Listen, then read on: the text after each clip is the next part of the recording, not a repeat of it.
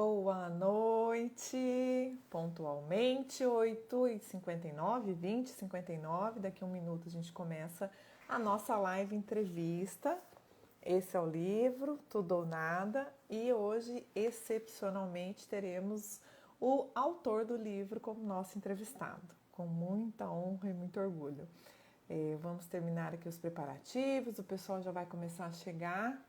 E eu já vou tentar achar o Teófilo aqui para a gente colocar ele na câmera junto com a gente.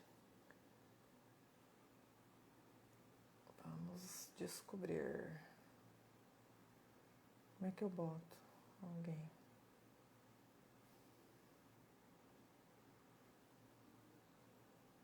Convidar.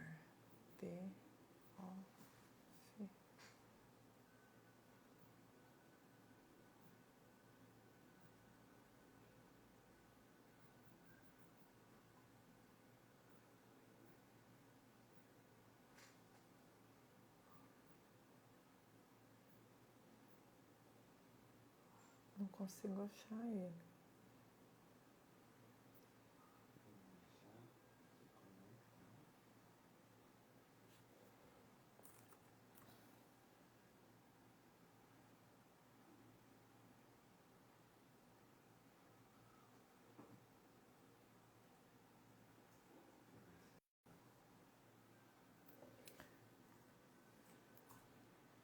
Boa noite, pessoal. Um minutinho, estamos aqui na parte técnica.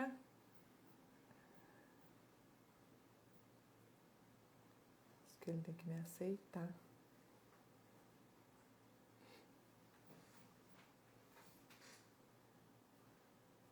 Liga para ele pelo WhatsApp, amor. Pede para ele me aceitar. Boa noite, pessoal que está chegando. Sejam bem-vindos, Fabi, Martine. Estamos aí conectando o nosso entrevistado, segundo sábado do mês, live entrevista. E hoje, excepcionalmente, com muito orgulho, teremos o autor do livro para falar com a gente. Estamos tentando contato com a nave em BH, Minas. Conseguiu?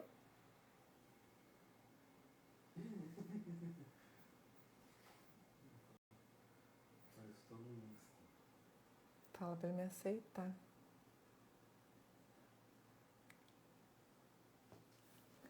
Boa noite, pessoal. Muita calma nessa hora.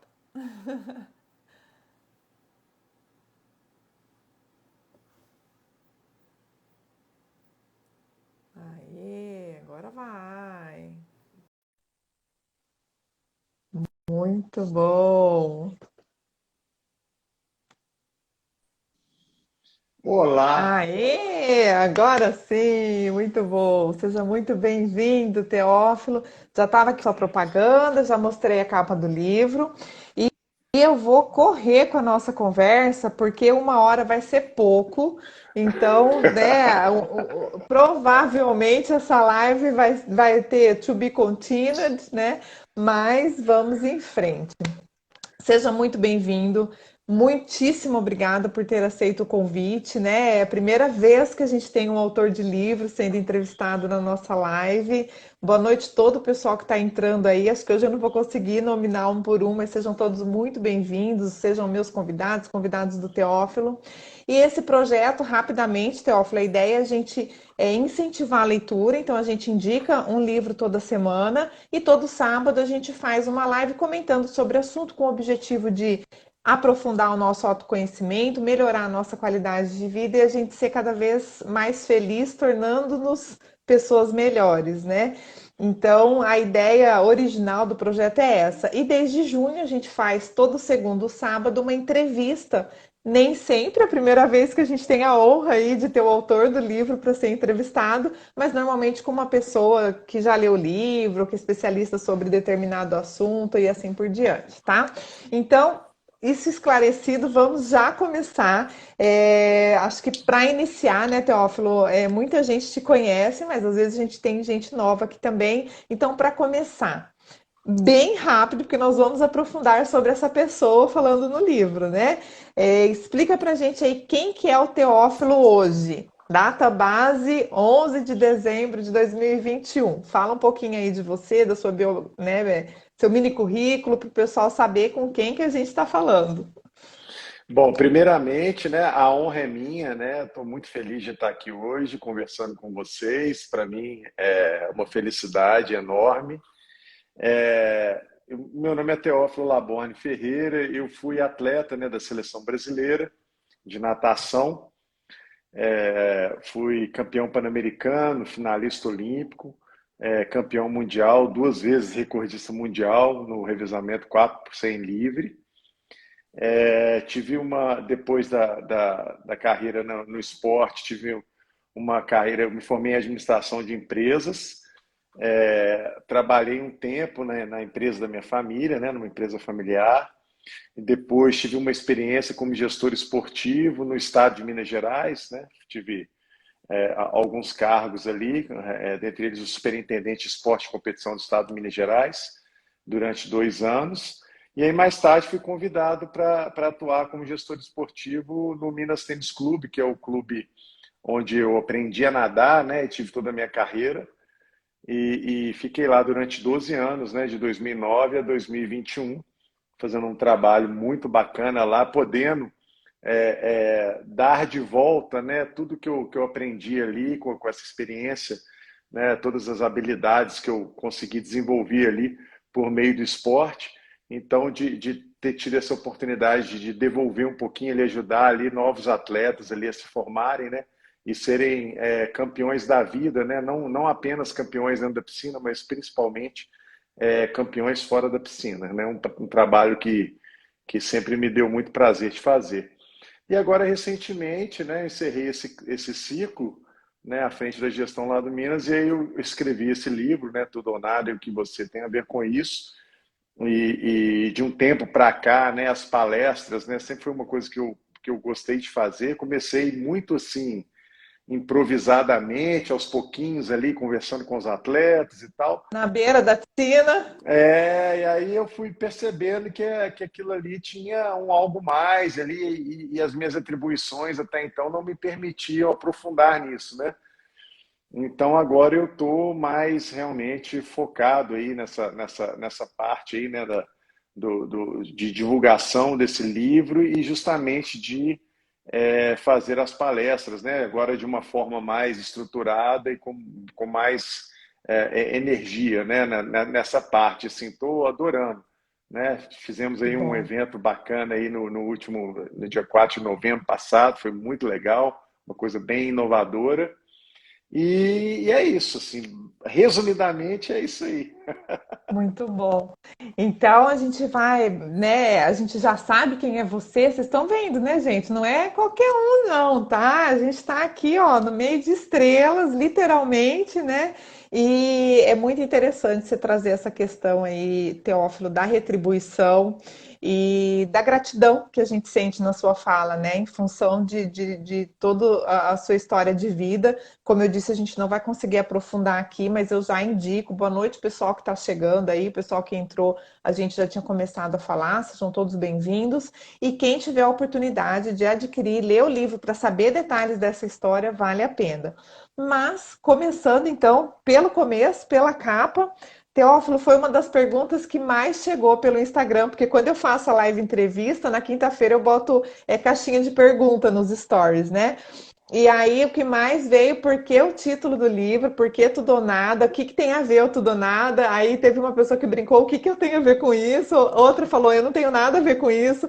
Então, por que você escolheu esse título? Explica um pouco pra gente o que quer dizer esse tudo ou nada e o que a gente tem a ver com isso. Ah, mas aí é que tá a pegadinha, né? Tudo ali que você tem a ver com isso, você vai ter que ler para você descobrir. Eu não posso contar, Tem senão spoiler! o título vai todo para o espaço. O título foi pensado justamente para criar essa demanda e essa curiosidade das pessoas.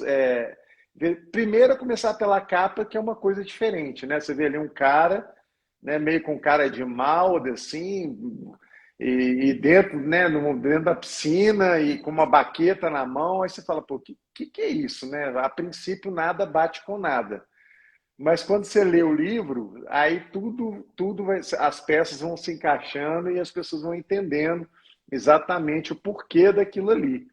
E tem uma outra pegadinha do título também, que é o seguinte: como eu sou atleta, fui atleta de natação, e aí a minha história tem todas aquelas questões, uma peculiaridade muito grande ali de auto-superação e auto-enfrentamento.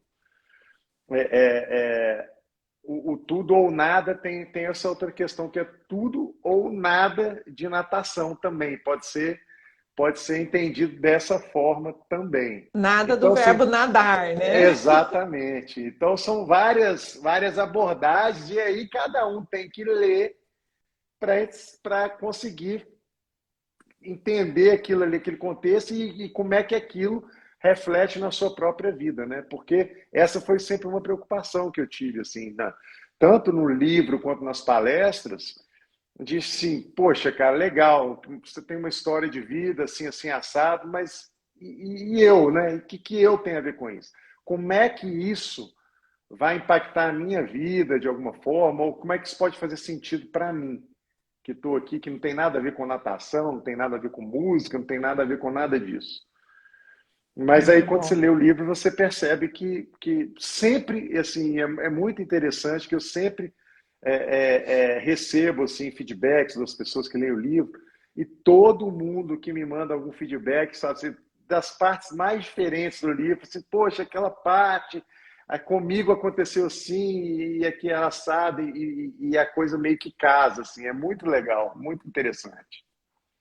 Ó, o pessoal não pode reclamar comigo que eu tentei um spoiler maior aí, mas não colou muito, tá? Mas já deu pra gente, para instigar a gente a ler o livro. E é muito bom, Teófilo, porque esse é um dos objetivos da live de sábado, é instigar o pessoal a realmente ler o livro indicado da semana e isso mexer com a nossa vida e fazer a diferença. E a gente vai falar um pouquinho no decorrer da live, mas eu queria comentar também o que você trouxe, que você falou assim, essa sempre foi uma preocupação minha, né? E a gente vê algumas peculiaridades na sua história, diferente de um padrão. Até a gente vai falar um pouquinho da música, mesmo né, na condição ali de esportista, das viagens. Então a gente percebe uma pessoa diferente do meio, mas fazendo também a diferença nesse meio, né? Isso é bem interessante também, e é um mérito seu, e vai aí também a minha gratidão de ter você enquanto exemplo, né, na nossa vida aí, muito bom. Eu vou para a segunda pergunta, tá? Como foi ganhar a medalha mundial?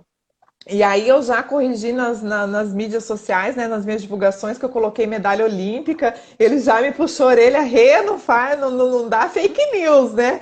Mas eu troquei aí, porque você teve uma história, uma parte também, um diferencial, né, dentro da própria Olimpíada, mas de fato foi a medalha, as medalhas mundiais que você trouxe. Essa também é uma pergunta que veio do Insta, e eu queria aprofundar essa pergunta, né, de como foi ganhar a medalha mundial, também que você falasse sobre bater recordes mundiais, né, porque isso não é tão simples, tão fácil e tão comum assim, e no momento que você sobe ao pódio, né, o que que passa pela cabeça?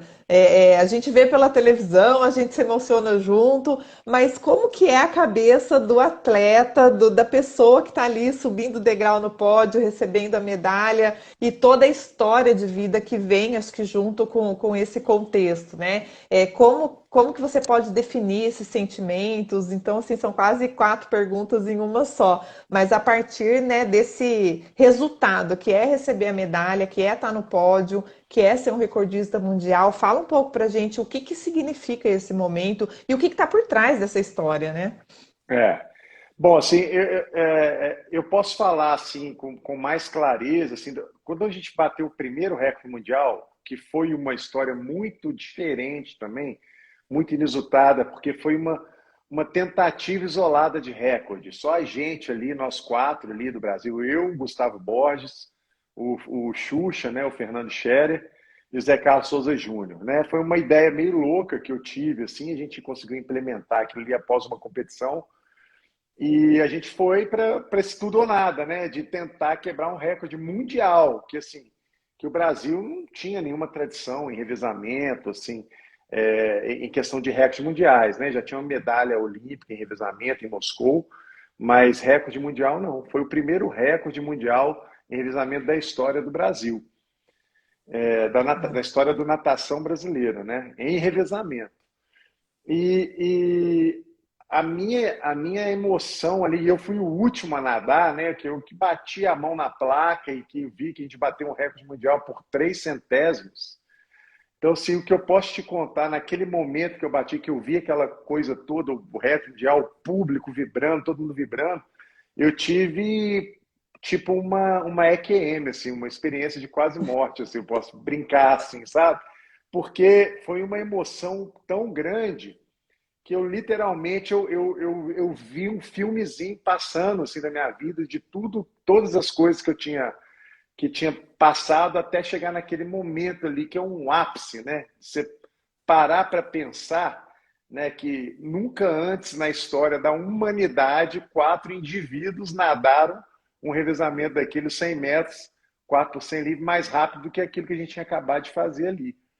E aí passou um filme, assim, uma emoção muito forte, muito diferente, assim, sabe?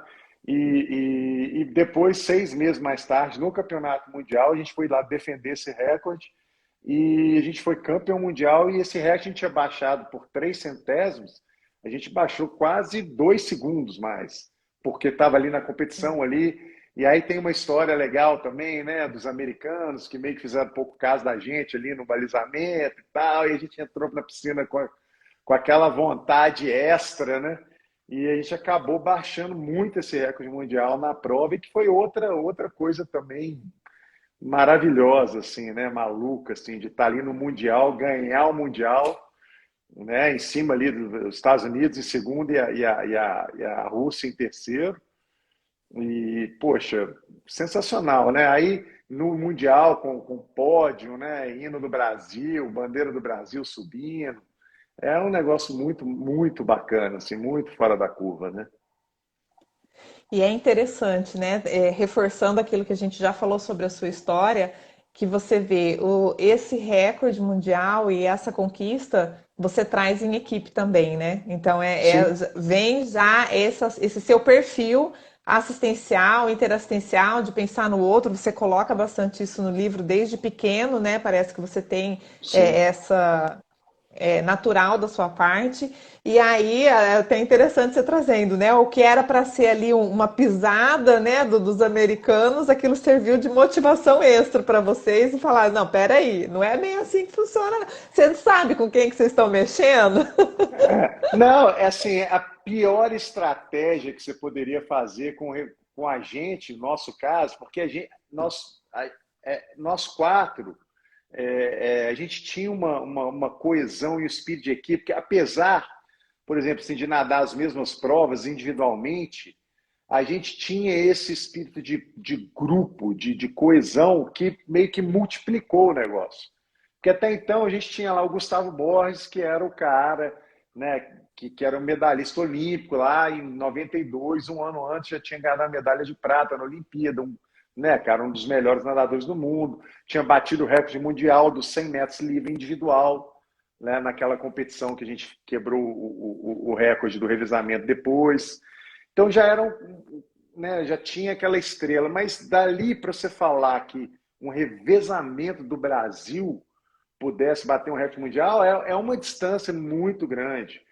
Tanto é que o primeiro recorde que a gente bateu, ninguém deu crédito assim na comunidade internacional. O pessoal achou que era, sei lá, Sorte. maracutaia, ou que os caras fizeram alguma treta ali no sistema de cronometragem, sei lá o que os caras pensaram. Mas o fato é que assim, realmente era muito difícil de acreditar, porque é uma prova nobre na natação, o revezamento 4 por 100 metros livre. É tipo ali o revezamento 4 por 100 metros raso do atletismo, aquela prova, né, do 100 Bolt, todo mundo quer ver aquela prova. E o 100 livre é um Uhum. pouco assim também na natação. É uma E prova que tem deixa eu muitos pegar um estados. gancho.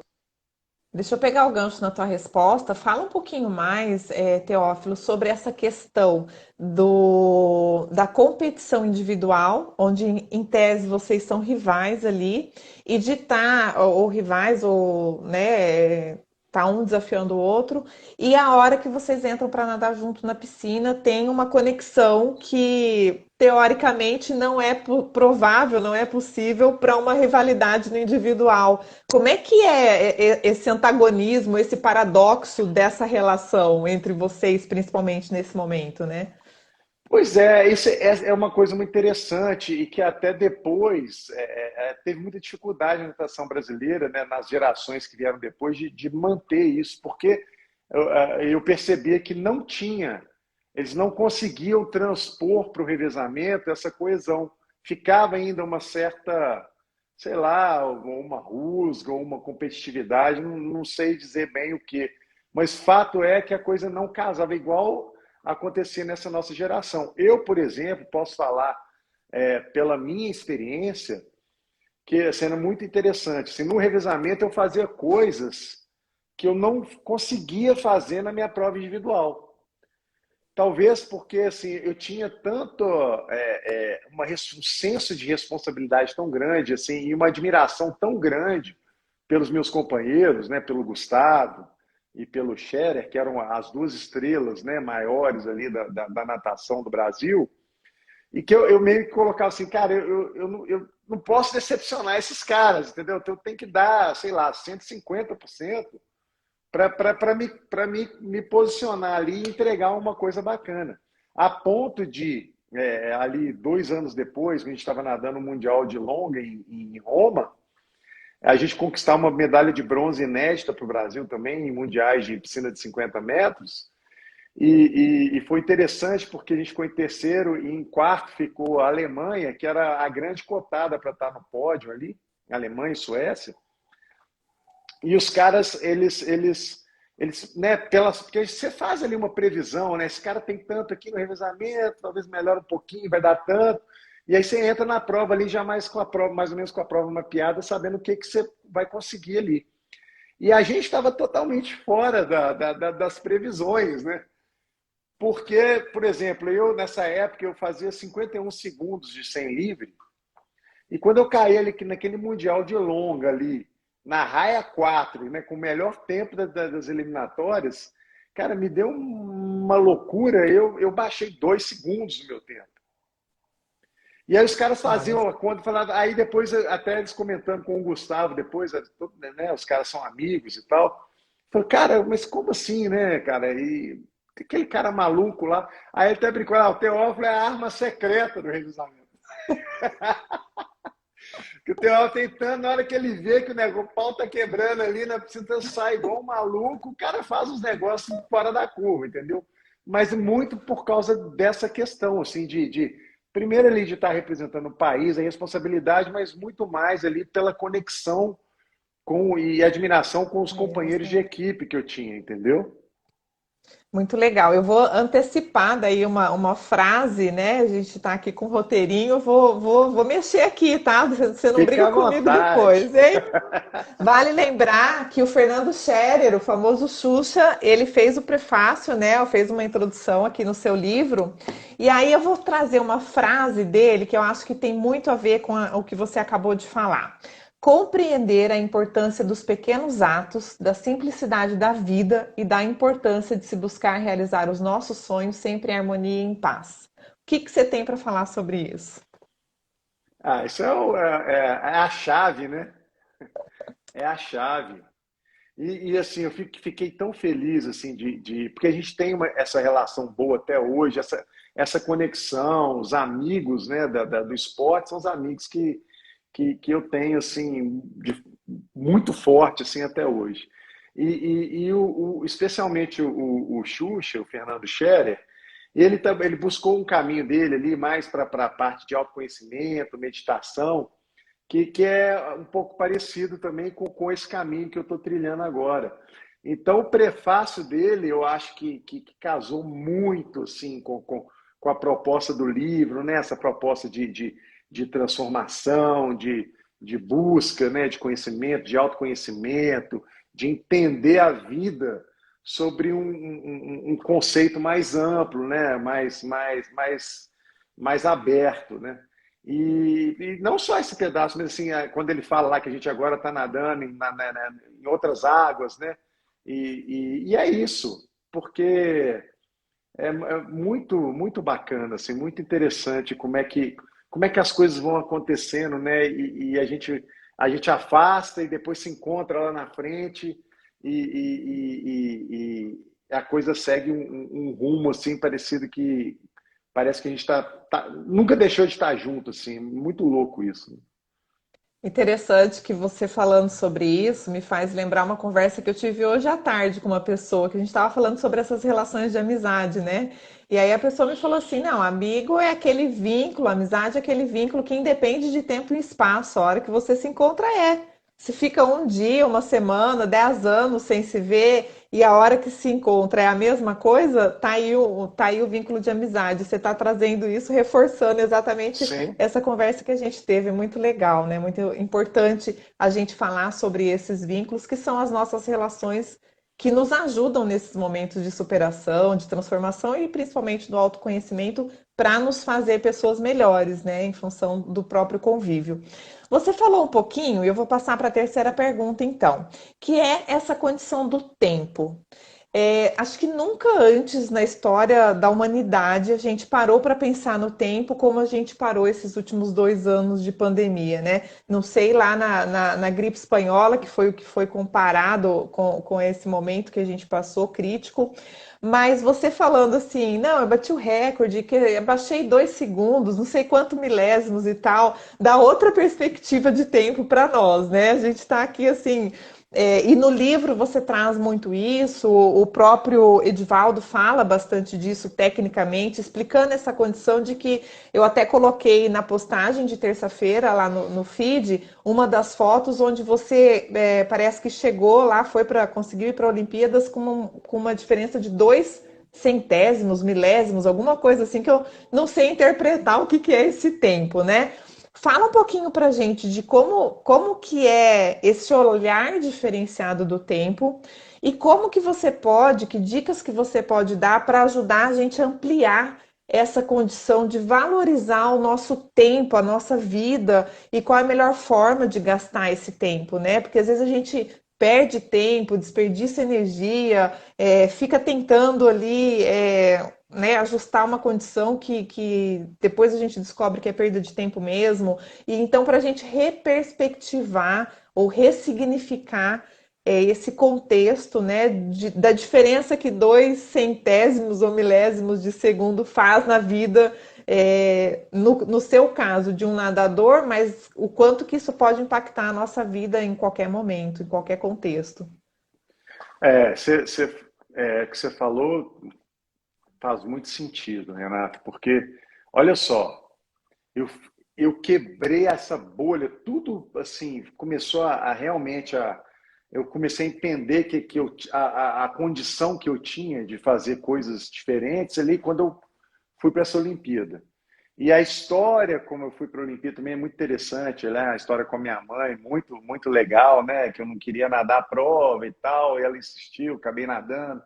E eu peguei a vaga numa prova, olha só, que não era a prova que eu tinha treinado especificamente, eu não consegui fazer o tempo. E eu acabei indo para a Olimpíada numa outra prova que eu não tinha expectativa nenhuma e consegui pegar esse índice por 2 centésimos. Por Dois dois centésimos. centésimos é um negócio assim, é impossível, você não consegue nem medir com a mão. Assim. O mais rápido que você apertar no cronômetro, você não chega a 2 centésimos. É muito menos que piscar um olho. Então, 2 centésimos foi o meu passaporte para uma Olimpíada e dali o Mundial, poder entrar no Mundial com a cabeça diferente. Sem querer ir para o Mundial para participar, né? Que a gente tem muito disso, assim, o Brasil, os brasileiros, assim, de não se achar ali suficiente, bom o suficiente para competir de igual para igual. Aquela síndrome, né, de país de terceiro mundo. E aí o recorde mundial, o primeiro lá, daquela ideia maluca lá que eu tive, que a gente implementou e quebramos o recorde, foi um recorde que a gente bateu por 3 centésimos. Então, eu fui para a Olimpíada por 2 e entramos para a história da natação por 3 centésimos, que é nada.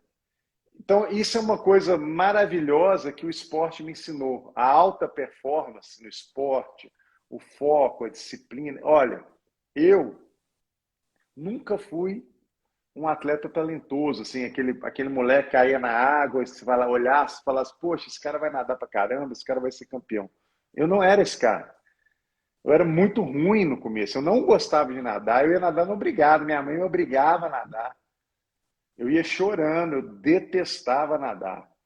E nesse começo de carreira, tudo que podia dar errado, deu. Tudo que você imaginar. Né? A gente não vai dar o spoiler do livro, mas assim, tudo que vocês imaginarem que podia dar errado, deu errado. Para tentar, como se fosse um teste mesmo. Assim, vamos ver se esse cara realmente vai dar conta, né, do que tem pela frente. E eu fui persistindo por uma forma enviesada também do outro lado, que era a relação com meu pai.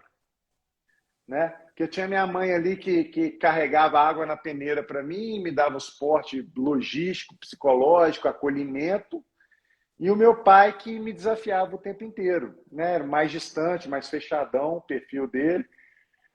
Só que eu tinha uma coisa com ele que era um negócio muito maluco, assim, de querer buscar um reconhecimento, que é praticamente o sonho de todo moleque, né? Assim, ter o reconhecimento do pai e tal. Então, quando eu vou fazendo as palestras, eu sempre brinco um pouco com isso. Falo, poxa, sonhar grande ou sonhar pequeno dá o mesmo trabalho, faz diferença ou não faz?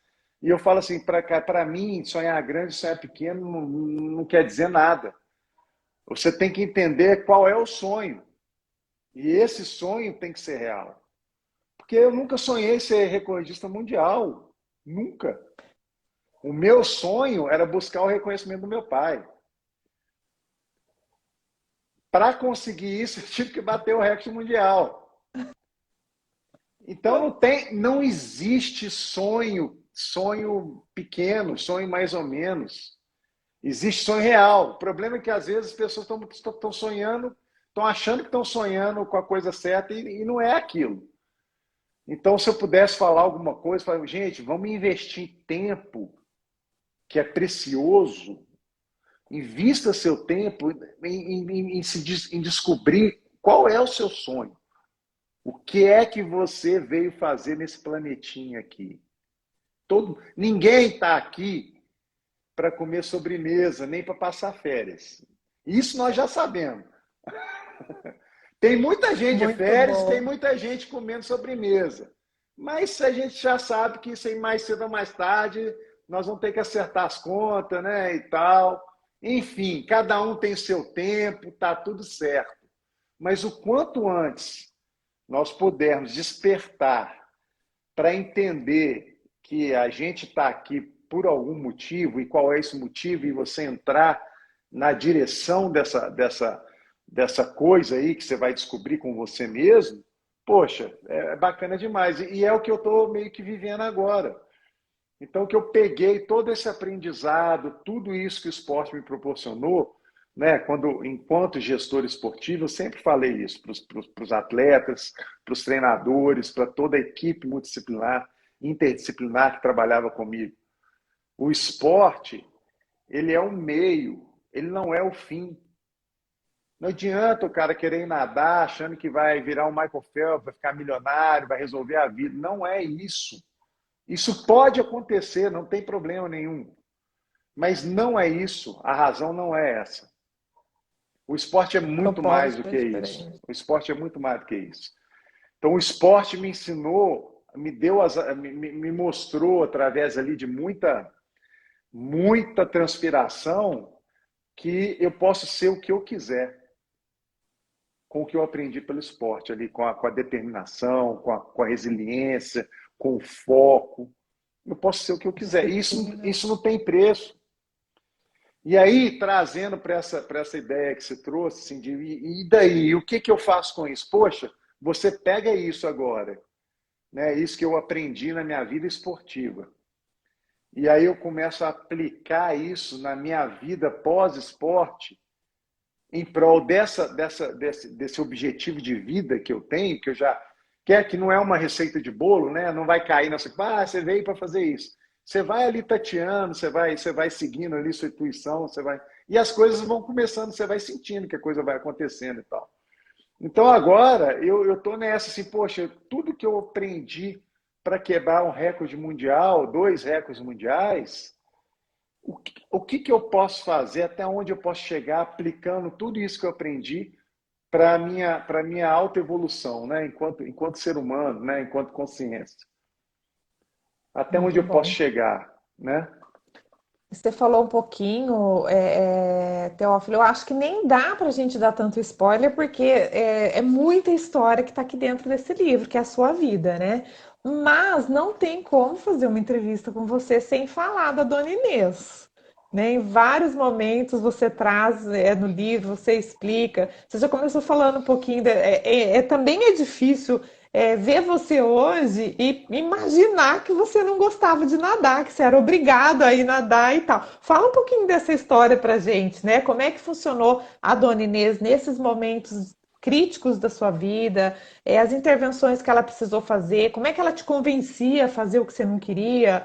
Era eu sou mãe, tô mandando e vai, ou tinha um jeitinho ali? Como que foi, como que aconteceu essa atuação dela, que a gente vê lendo o livro, que foi, de certa forma, determinante também para você estar onde você está hoje, né? A minha mãe, gente, a minha mãe era uma peça raríssima, né? A minha mãe, assim, todos os meus amigos e amigas sempre amavam a minha mãe. Porque a minha mãe, ela tinha essa peculiaridade, ela sabia se colocar assim, das formas mais diferentes, com as mais diferentes pessoas.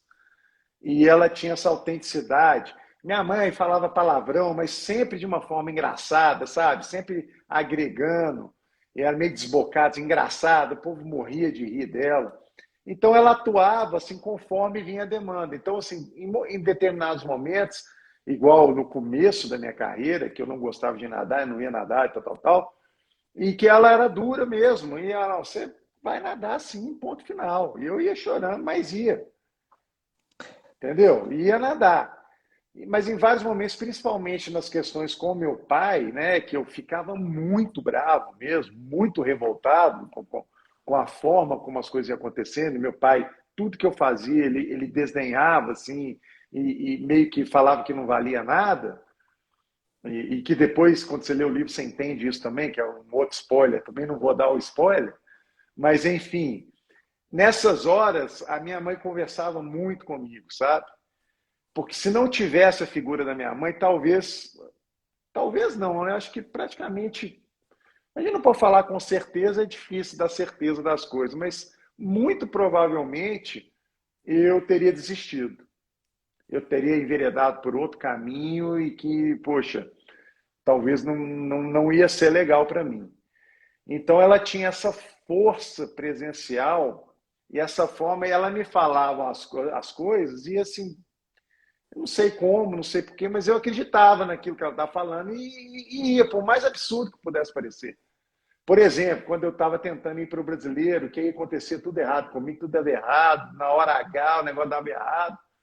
Ela falava tipo assim, meu filho, não liga para isso não, para ano que vem tem brasileiro, ano que vem você vai de novo. Todo ano tem brasileiro. Pois você para pensar, pô, é mesmo, né? Mas, poxa, mas aquilo não minimiza a frustração daquele negócio que estava ali, que você tinha certeza que eu ia conseguir e deu errado. E aconteceu isso várias vezes, ao ponto de eu falar assim, cara, isso não é para mim. Esse negócio de natação não é para mim. Eu nunca fui o cara mais habilidoso, eu não tinha o Teófilo, talento e tal. Então, minha mãe, ela sempre estava, até nesse negócio da Olimpíada, que foi o divisor de águas. Se ela não tivesse lá, eu teria desistido. Eu não, isso é com certeza, eu não teria ido para a Olimpíada. Tanto é que a manchete saiu em todos os jornais. Eu peguei o índice nos 49 minutos do segundo tempo, né? No pênalti dos 49 do segundo tempo.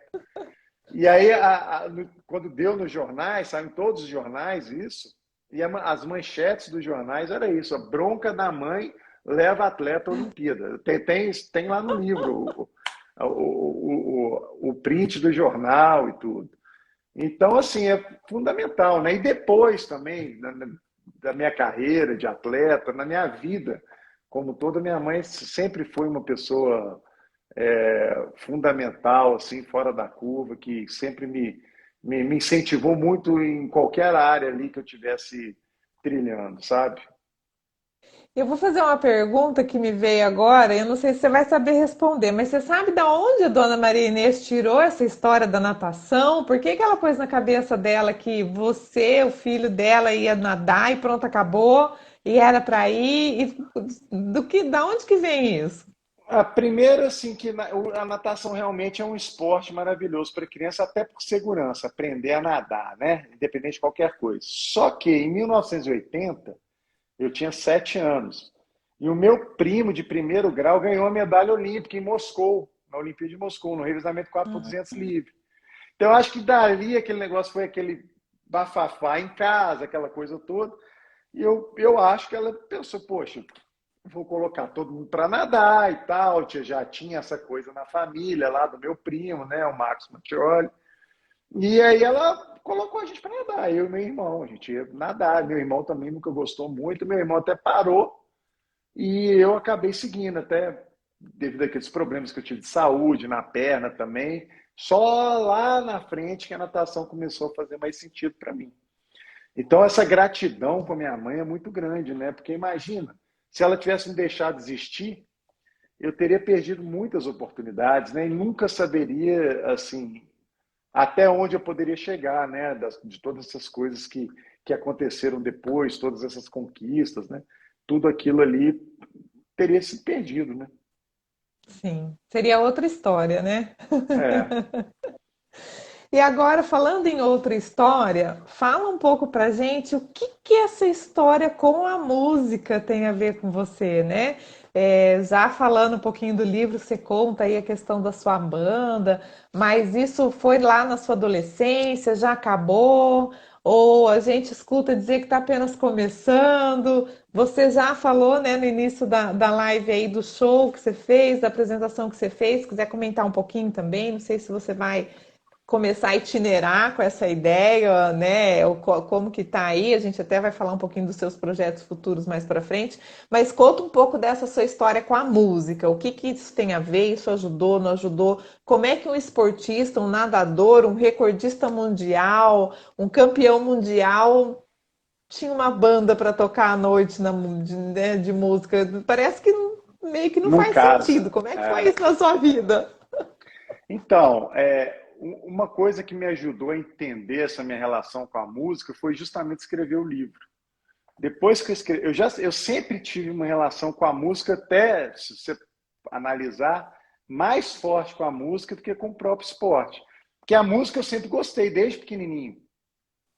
Eu era um moleque sei lá, de 8 anos, eu escutava Simon and Garfunkel. Assim, um negócio muito esquisito, assim, não tem, sabe? Nem em casa ninguém escutava Simon Garfunkel, né? Meu pai escutava muito jazz e tal, então de certa forma me influenciou.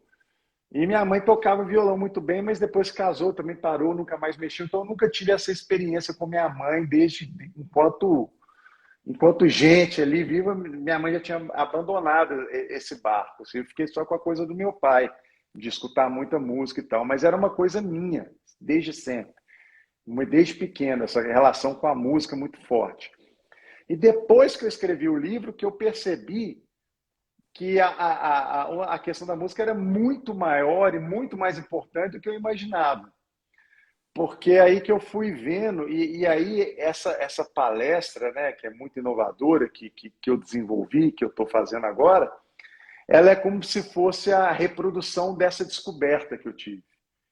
Porque quando eu escrevi o livro, eu fui percebendo que, assim, sempre, em todos os contextos da minha vida, sempre tinha uma música tocando na minha cabeça. Então, quando eu estava vivendo as coisas, assim, experienciando as coisas, as músicas tocavam na minha cabeça e eram músicas que tinham a ver com aquele contexto. E tocavam naturalmente. Então, hoje em dia, quando você vai ver a Olimpíada, você vai ver o Michael Phelps nadar, você vai ver que os caras entram com um fonezão de ouvido, né? Ali e eles ficam escutando uma música até segundos antes de cair na piscina.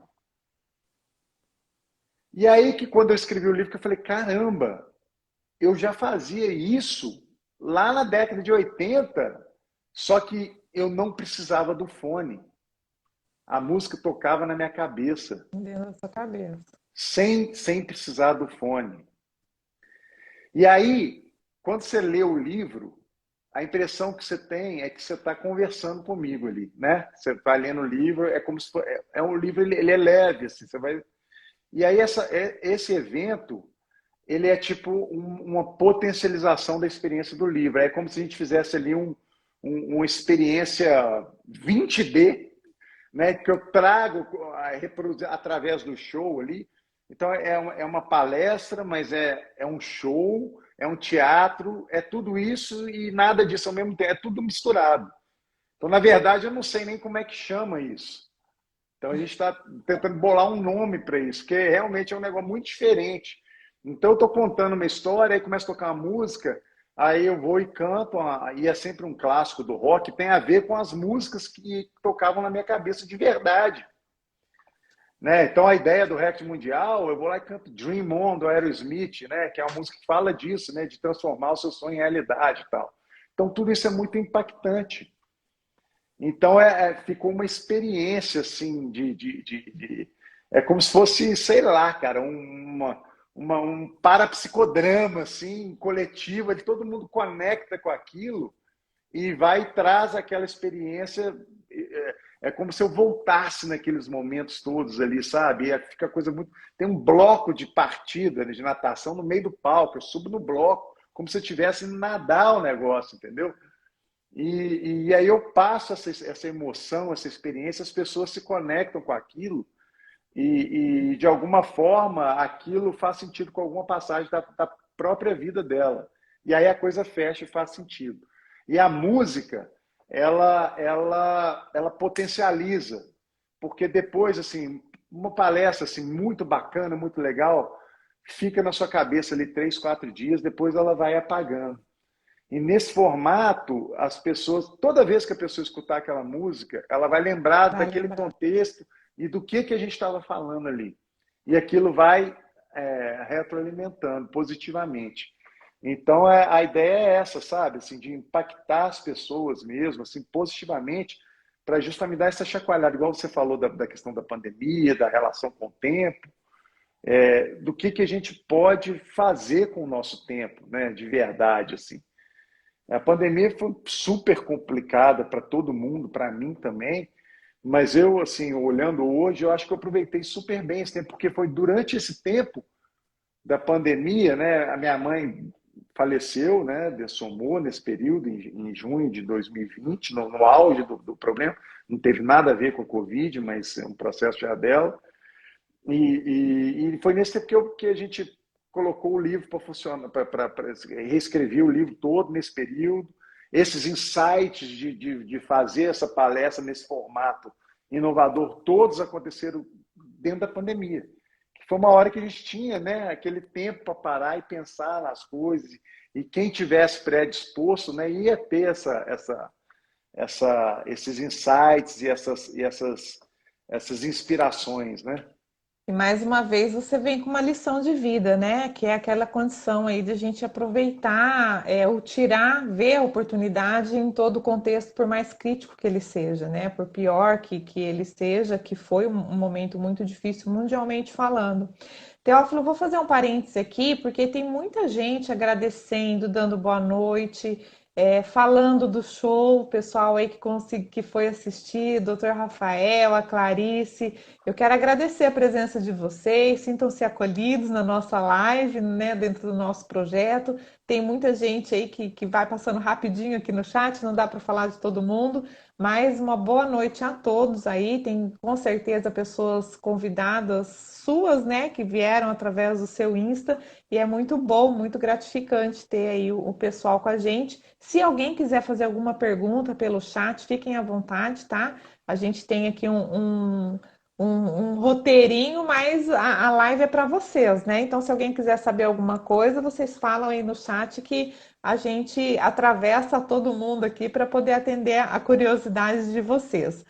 E aí, Teófilo, fala um pouco mais aí sobre esses momentos marcantes na sua vida, né? A gente está encaminhando para os últimos 10 minutos já.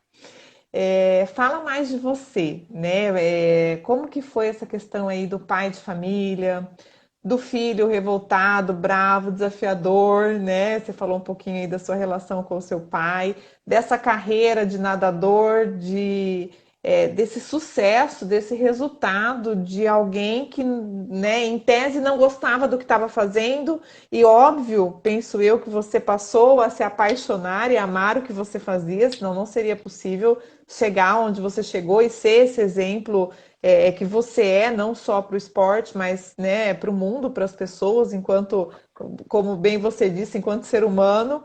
E aí você foi gestor, você teve aí esse contexto do exemplo dentro da própria música, né? Então você fala um pouquinho ali no livro que você tocava à noite, mas você tinha que levantar no outro dia, muitas vezes 5 horas da manhã para treinar antes de ir para o colégio, e aí não bebia, não dava para beber, então eu acho que era um pouco diferente aí. Então fala um pouco desses momentos mais marcantes, sem aprofundar, sem falar de todos eles, mas daquilo que te vem à cabeça agora para que de fato as pessoas entendam esse exemplarismo que você traz no livro e que você né, do que hoje você já está conseguindo aí retribuir, contribuir, porque é um algo a mais na vida de todos nós, impactando positivamente, como você mesmo falou. Assim, resumindo, né, em menos de 10 minutos, assim, quando vem assim os flashes na cabeça, então assim, acho que assim, começa com o problema da perna que eu tive, né, um cisto ósseo aneurismático no fêmur, quase que, né, se eu não tivesse quebrado a perna por, entre aspas, né, acidente, né, hoje eu já vejo as sincronicidades, né, um conceito diferente de, não acredito em coincidências, né, mas em sincronicidades. Então, essa questão da perna, que eu já comecei minha vida ali com 9 anos, ali enfrentando um negócio muito complicado, né? 6 meses engessado da barriga para baixo, uma confusão danada, e de ter superado aquilo, e foi justamente esse acidente. E a recuperação, que aí, no caso, eu queria me recuperar para voltar a andar, né? Para poder brincar de novo, que eu fiquei imobilizado muito tempo. E foi justamente nesse momento que a natação começou a fazer sentido para mim, porque me ajudou a me recuperar e tal. Depois disso, assim, várias tentativas e erro, tentativa e erro, assim, demais até chegar nessa questão da Olimpíada, que eu acho que foi outro momento muito marcante, né? Essa história com a minha mãe, a forma como eu me classifiquei para a Olimpíada. Depois da Olimpíada, aí que a cabeça abriu, veio o recorde mundial. Depois do recorde mundial, aí, né, alguns probleminhas ali, que aí começa, né, subir um pouco a cabeça, as armadilhas do sucesso, né? Quem nunca, né? Também caí nessas armadilhas, paguei preço e perdi minha classificação para 96, para Atlanta, que seria a Olimpíada, né, que eu ganharia a medalha olímpica, né? Tava tudo ali encaminhado para isso e eu acabei perdendo para mim mesmo. Parei de nadar de forma frustrada, fiz cirurgia no ombro, lesão, fiquei mal, fui trabalhar na empresa da família com o meu pai lá, que já tinha aquela relação conturbada, quase morri, né? Tem depressão profunda e, e aí comecei a tocar. Nessa época, acho que a música até me salvou, né? Através da música, eu era a única coisa que eu tinha para me segurar ali, né, daquela frustração todo esporte. Que a primeira vez que eu parei de nadar, parei muito mal realmente, assim. Não recomendo a ninguém, abandonei o esporte, fiquei, é, é, é, como é que fala, sedentário, né? Você sair ali do negócio, do ápice da alta performance do esporte, parei de uma vez sedentário.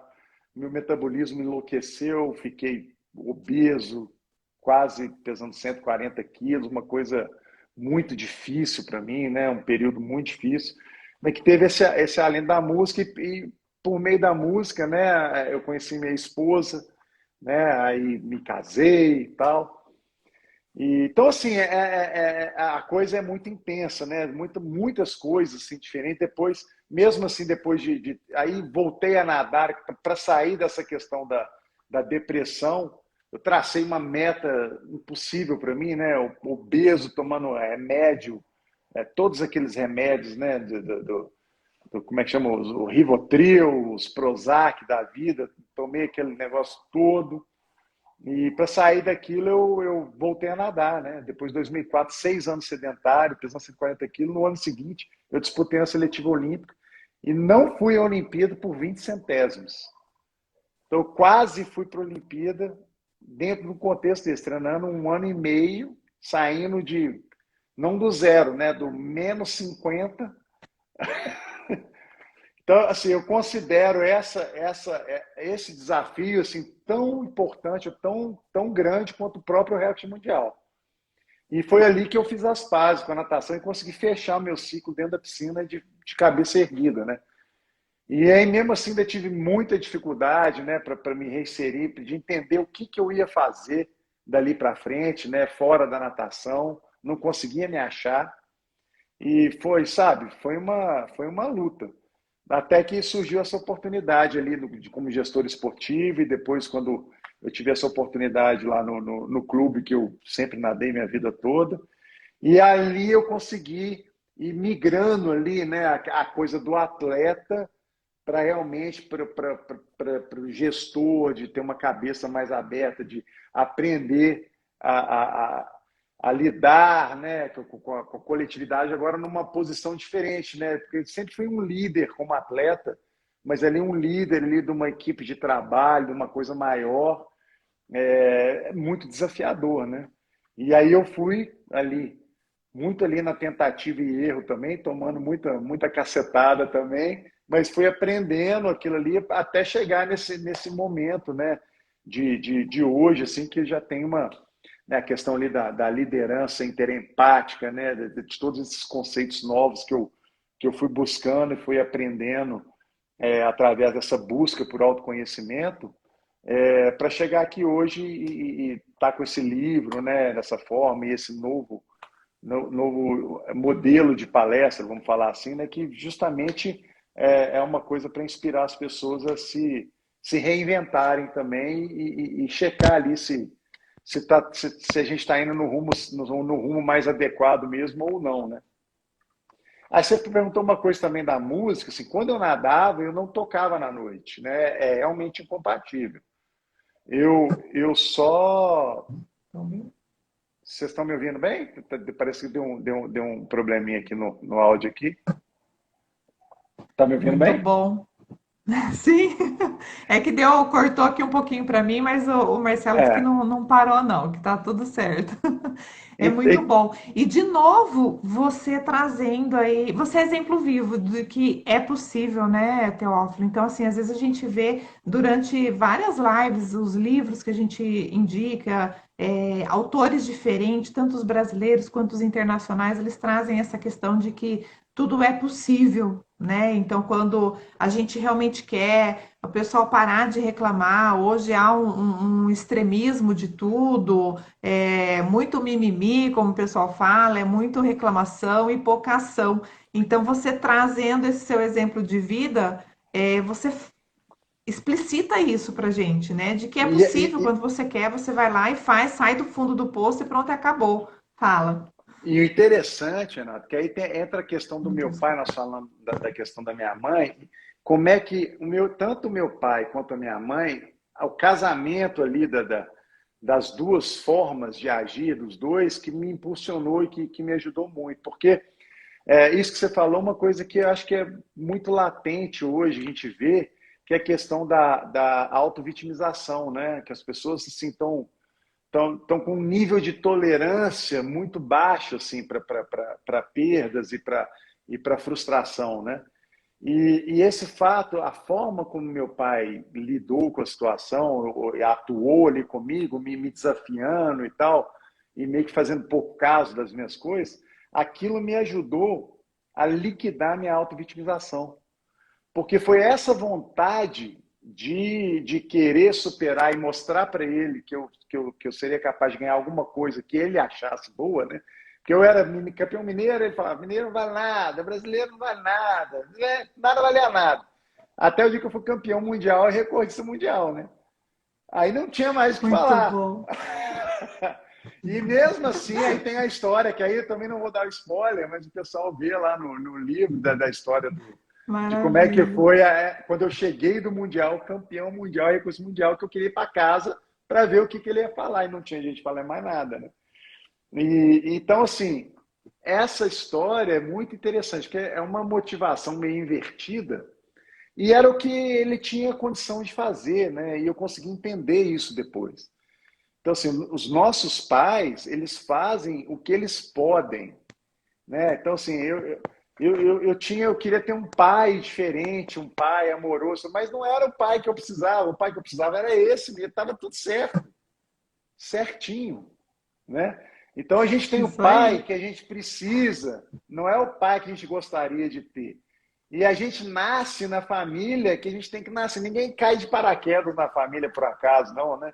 Então, cada um tem que pensar aí o que está fazendo ali dentro da família também, né? E a gente sabe que só uma coisa é certa, né? Que a gente tem que ajudar de alguma forma, né? Então, isso eu já aprendi, né? Então, seja lá o que for que a gente tenha para fazer aqui nesse planetinha, ajudar os outros é o ponto de partida. Dali para frente, o céu é limite, né? Muito bom, maravilha. Show, assim, né? A gente fica sem palavras até para poder contextualizar. Nós já acabou nosso horário, né? Aquela hora é aquela hora do que infelizmente já passou uma hora. Mas mesmo que a gente atrase um minuto, ô Teófilo, fala assim, com a boca cheia, rapidamente, sobre esse jargão. Essa vida é boa demais. Como isso te representa? Eu te conheço, eu sei disso, mas fala para o pessoal, para todo mundo ouvir aí, da onde que surgiu isso e como que ele é forte, né? Esse jargão, que essa vida realmente é boa demais. Olha só, Renata, o essa vida é boa demais. A primeira tendência que as pessoas têm é de achar, esse cara tá com a vida ganha, né? Não sei o quê. Pô, essa vida é boa demais, tudo fácil. E é justamente o contrário, né? A ideia do essa vida é boa demais surgiu justamente quando meu pai morreu em 2013. E foi um negócio muito difícil, né, para mim ali, aquela situação ali, daquela perda do meu pai, que era uma referência muito grande para mim. E aí a gente estava num contexto, né? O cara falou essa vida é boa demais, num contexto tipo assim, acho que era até a gente estava ia fazer um show, estava com a banda tocando, e o cara falou, meu show vai começar tipo 4 horas da manhã. Aí o cara falou assim, essa vida é boa demais. Eu falei, caramba, é isso, né? Essa vida é boa demais. Aí eu comecei a falar direto, falar, muito mais nas horas difíceis do que nas horas boas. Né? Tipo assim, você está lá mexendo lá com a planilha de orçamento, lá revisando 4 horas, e você esquece salvar e dá um pique de luz. Aí, poxa, a vida é boa demais e tal. Aí você desassedia o negócio, sabe? É tipo uma frase assim desassediadora de pensamentos negativos, né? E aí o pessoal já dá risada, né? Tal. A Clarice está aí, ó. Sérgio Marque entrou aí, treinador olímpico, medalhista olímpico, e que trabalharam comigo aí esses 12 anos ali no Minas, eles escutaram isso mais do que ninguém, né? O tal dessa vida é boa demais nas reuniões, quando as coisas davam tudo errado, essa vida é boa, e nas conquistas também. Então virou essa coisa ambígua, né? E aí eu brinco, assim, hoje em dia, use sem moderação, né? Ou essa vida é boa demais, todo mundo pode usar. E aí hoje na internet esse pessoal me marca, né? Assim, tá num negócio bacana, legal, põe lá, pô, tá, essa vida é boa demais, tem uma Flavônica. O negócio pegou. Lá no restaurante dos funcionários lá do clube, lá do Minas, tem um quadrinho lá, essa vida é boa demais. E aí a coisa vai, né? Mas é interessante que foi criada nesse contexto de justamente do contrário que você imagina que a frase é o significado, né? Foi num momento de muita dificuldade e que me ajudou muito, né? Tanto é que estamos aqui hoje, olha só que coisa boa. E é o poder da palavra, né? A diferença que a gente faz e que essa reperspectivação e ressignificação nos dá autoridade, nos dá exemplarismo de fazer tudo isso, né? Muito bom. Teófilo, muitíssimo obrigado.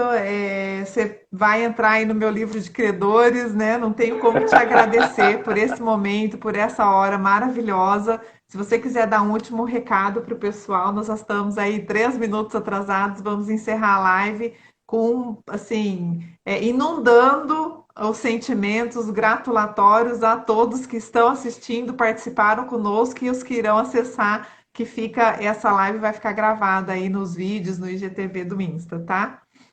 Renato, eu vou falar agora uma coisa para você, preste bastante atenção, tá?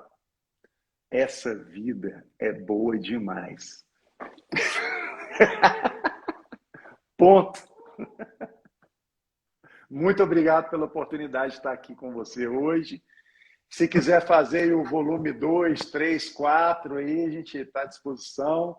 É sempre um prazer, uma honra. Um grande abraço para o nosso amigo Marcelo aí também, que está aí com você. E contem comigo sempre, tá bom?